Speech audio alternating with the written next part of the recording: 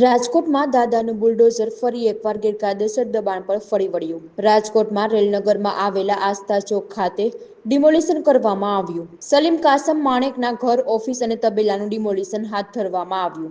સલીમ કાસમ માણેક વિરુદ્ધ 10 થી વધારે ગુના નોંધાઈ ચૂક્યા છે। ગુનાહિત પ્રવૃત્તિ સાથે સંકળાયેલા સલીમ કાસમ માણેક દ્વારા કરાયેલ ગેરકાયદેસર બાંધકામને દૂર કરવામાં આવ્યા। પોલીસ, મનપાના અધિકારીઓ, પીજીવીસીએલ સહિતના અધિકારીઓ ઘટના સ્થળ પર હાજર રહ્યા હતા।